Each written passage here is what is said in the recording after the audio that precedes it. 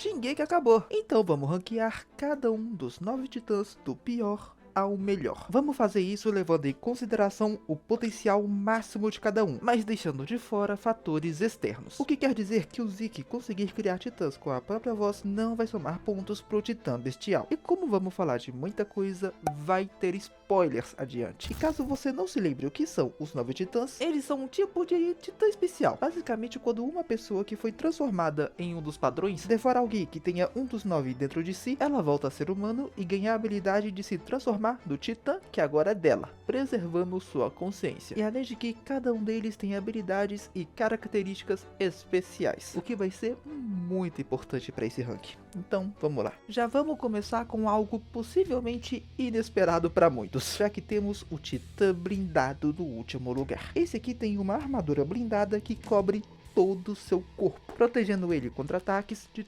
todos os tipos e direções. Mas o problema é que essa armadura não parece ser algo tão mais favorável que o endurecimento comum. Claro que tem a vantagem disso ser pelo menos um pouco mais resistente que o endurecimento, cobrir todo o corpo e não gastar energia para ativar. Mas a blindagem parece que só é lucro quando se enfrenta oponentes ou armas mais fracos, porque essa armadura não consegue resistir tanto contra golpes poderosos. O Eren, com um titã de ataque ainda parcialmente dominado, já se mostrou capaz de destroçar essa proteção e deitar o titã blindado com poucos socos, o que já mostra que, de fato, a blindagem não é tão superior que o clássico endurecimento de pele, apesar de ter alguns outros usos bem interessantes, como resistir até a uma explosão gerada pelo titã colossal e durabilidade acima da média. Mas pelo menos esse titã parece ser bem simples de usar, é um tanque natural, não tem nenhuma técnica muito complexa por trás. A gameplay é partir pra porrada e abusar da força bruta, mas ainda assim, por não ter um selling point tão interessante quanto os outros e usos bem nichados, vai ficar nesse último lugar. Para sétimo temos o Titã Carroceiro, que é o mais injustamente subestimado de todos. Esse titã é bem menor que os outros e quadrúpede, o que lhe dá muita mobilidade. Mas não só isso, como ele também tem uma coluna grande e uniforme, que possibilita colocar várias coisas lá, desde uma mochilinha para carregar pedregulhos até uma fucking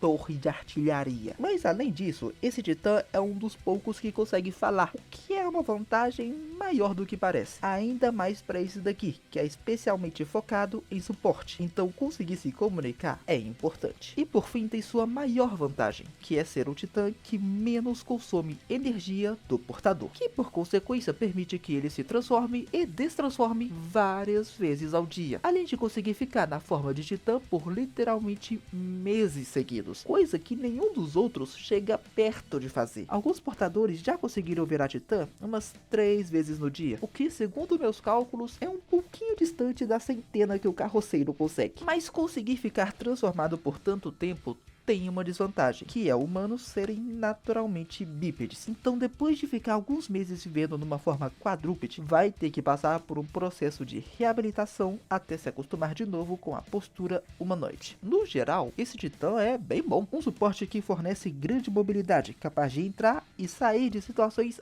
arriscadas com segurança. Mas como seu poder não vai muito além disso e precisa de um bom treinamento para extrair o máximo do seu potencial, vai ficar em 8º lugar. Partindo para sétimo, temos o Titã Martelo de Guerra, que tem a habilidade de produzir e manipular carne de titã em larga escala, podendo fazer aparecer do chão espetos com força suficiente para empalar e levantar o titã de ataque, que tem por volta dos seus 15 metros e é bem pesadinho. Claro que seu poder de criação não se limita a espetos, ele consegue criar uma variedade de armas para usar, desde espadas, arco e flechas e obviamente um martelo de guerra. Logo de cara dá para perceber que a versatilidade ofensiva desse daqui é uma das maiores. Se o portador do martelo de guerra for habilidoso e criativo, é basicamente impossível prever qual vai ser o próximo movimento dele. Mas como nem tudo são rosas, essa habilidade precisa ser usada com moderação, porque o poder de criação desse titã consome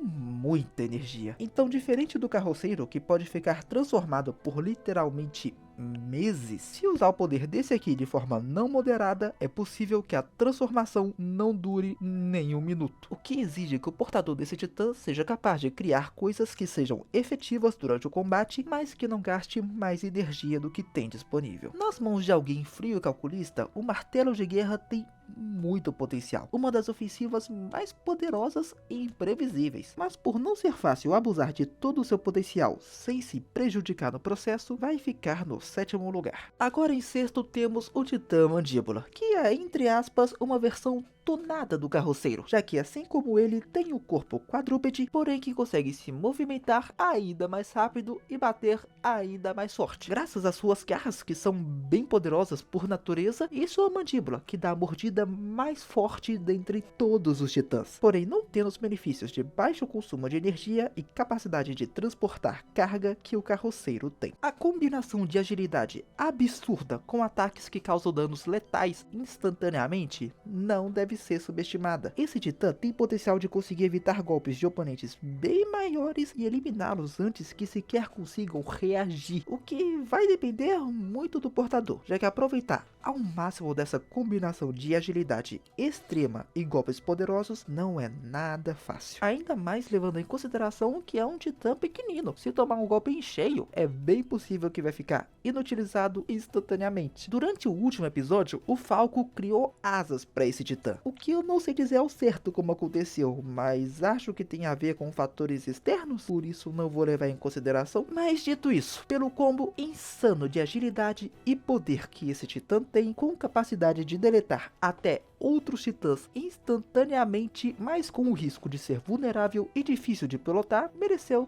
esse 6º lugar. Partindo para quinto, temos o Titã Bestial, que tem o poder de ser peludão e ter braços grandes. Para evitar ficar 4 horas só falando de todas as possibilidades que tem nesse daqui, vamos levar em consideração só a versão do Zeke. Esse titã é o que mais depende da habilidade do portador para funcionar, já que naturalmente ele é grande, mas não é especialmente forte ou resistente comparado com os outros, o que dificulta de ser usado em um combate padrão. Mas o Zeke, sendo bom em jogar e pegar a bola do jeito que é, quando se tornou o portador desse titã, começou a abusar do tamanho do braço dele para arremessar pedras ou cavalos, o que transformou esse bicho na maior ameaça de todas a longa distância. Arremessar coisas não é algo que tenha um consumo excepcional de energia, como a criação do martelo de guerra. Então ele consegue fazer isso várias e várias vezes por um bom tempo. E o estrago que causa não é pequeno não. Uma rocha bem jogada foi o suficiente para derrubar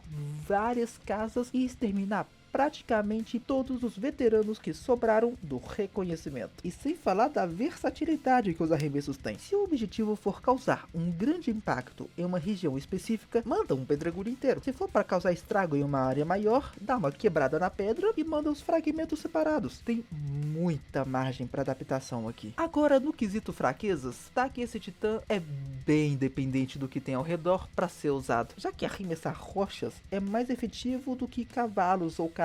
Mas esse material não é de fácil acesso em qualquer lugar, além de que o combate a curto alcance dele não é lá dos melhores, já que apesar de ser bem grande, não tem uma velocidade tão alta quanto os outros e fica restrito a seus braços não tão grossos para se defender, coisas que não vimos tanto na prática pelo Zeke conseguir criar e controlar titãs para ajudar no combate. Mas como eu falei no começo, isso é fator externo e não vai ser levado em consideração. Quinto lugar. Em quarto temos o mais conhecido, que é o Titã de Ataque. Esse aqui é um dos mais equilibrados de todos, tendo boa agilidade, ataque e defesa, além da capacidade de endurecer a própria pele, ficando resistente a ponto de não sofrer dano nenhum de lâminas próprias para cortar titãs e podendo dar porradas extra fortes assim. Além disso, ele tem uma habilidade única que nenhum outro tem, que é conseguir ver as memórias de portadores passados e futuros do Titã de Ataque. O que parece bem insano e tudo mais, mas não é não. O que você vê não pode ser mudado. Então mesmo que veja uma memória do futuro que você não goste, senta e chora, meu amigo, tem nem o que fazer não. Pode haver alguns casos onde a memória que você viu é de algo que não vai prejudicar e te coloca na direção certa para cumprir um objetivo seu, mas essa é uma situação realmente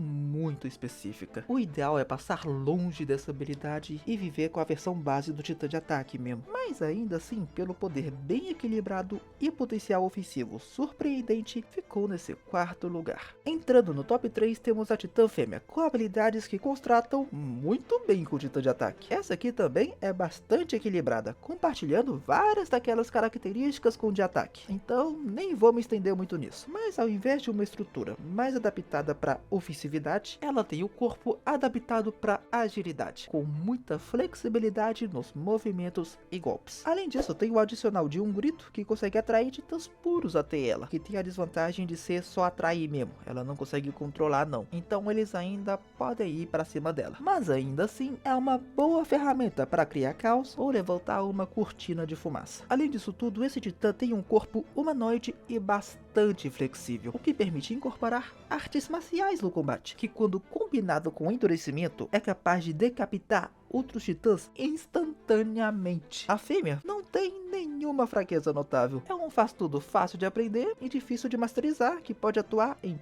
praticamente qualquer situação, merecendo então entrar nesse pódio, mas não tem as habilidades absurdas que veremos daqui pra frente. Levando a medalha de prata temos o Titã Colossal, que tem um diferencial bem autoexplicativo, creio eu. Para fazer a comparação, desconsiderando o Titã Fundador, o Bestial é o segundo mais alto, com 17 metros, o que é bem grande, né? Caraca, o Dueri tem 15. O Colossal tem 60. É a altura de um prédio de 20 andares. Com um corpo tão grande assim, simplesmente se transformar nesse titã já é algo que causa estrago, deletando todas as casas e pessoas que estiverem perto do mapa. Além disso, o Colossal tem força absurda. Um balançar de braços consegue mandar blocos inteiros para longe e sem muito esforço dá para agarrar qualquer outro titã como se não fosse nada. Esse monstro é tão obscenamente alto que é impossível chegar na nuca dele sem equipamento de locomoção 3D, o que